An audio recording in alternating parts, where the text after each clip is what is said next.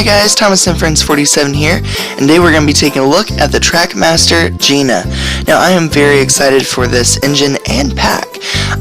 Let's go ahead and take a look at the box real quick. Now, while we show the box, I'm going to talk a little bit more about the engine. You know, when the Great Race came out, everyone was talking about the new international engines.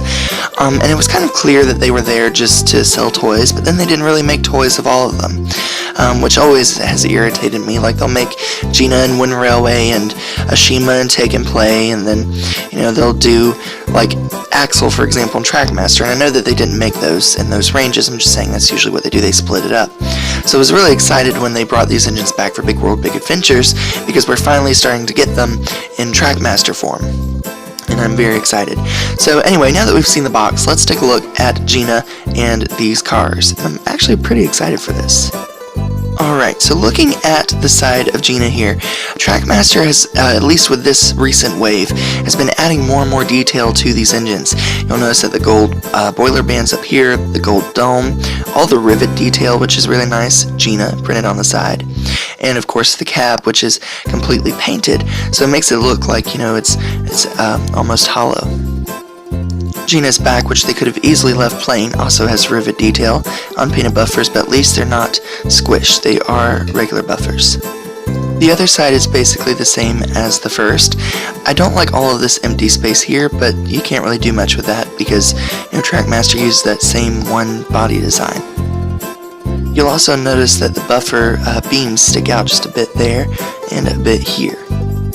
There's a better look at what I was talking about with the buffer beams, and the funnel is hollow, so you could put like cotton if you wanted to inside of the funnel.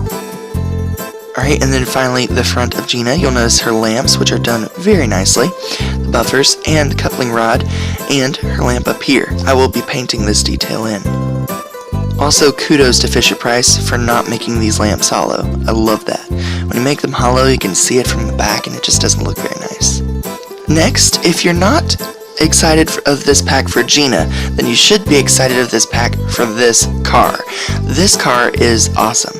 It's basically just a motor car, and if you pull this here, you'll see that that blade spins. And what that does is, well, I'll show you.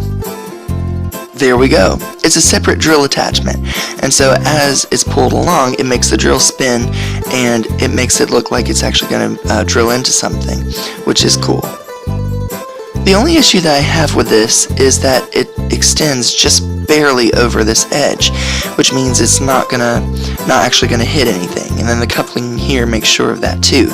The reason that they do that is because of the engines, so they can still couple up and pull this forward, but I wish they would have made a way where they could push it from the back. Oh, sorry, from the back. One thing about this, and I don't like how it looks so plain, it does have molded in detail, which I do want to paint, so I'll be doing that, but other than that, it's kind of plain. The back is very plain, with no detail at all.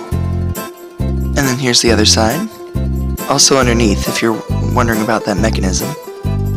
And here's a close-up of that drill bit right there. It's hollow on the inside, but it actually looks very nice, and it doesn't feel cheap. It's actually a heavy grade plastic.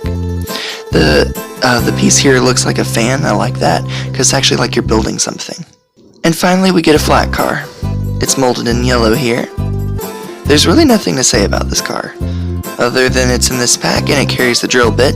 Other than that, it's just a flat car, but I do like this type of flat car. Alright guys, that has been my look at the Trackmaster Gina. Now, I'll tell you, this pack is awesome. I believe it was $17.99. It was either $17.99 or $23.99. Can't remember. But anyway, I got this from Walmart.com.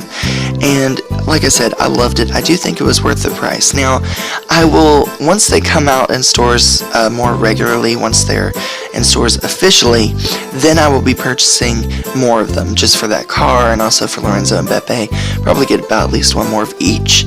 Then they'll probably be about $13.99. I also plan on getting Armored Thomas, so be watching for that review soon as well. Anyway guys, this is Thomas and Friends 47 signing off. Thank you so much for watching. Don't forget to like and share this video, and I'll see you guys again very soon. Oh, also, for a rating, I would give this an 8 out of 10 for the detail that they put in Gina, for the detail that they put with the car and the mechanism in the car. It all worked out very well, so I'm happy about that. Anyway, now I'll sign off, guys. I'll see you soon. Bye.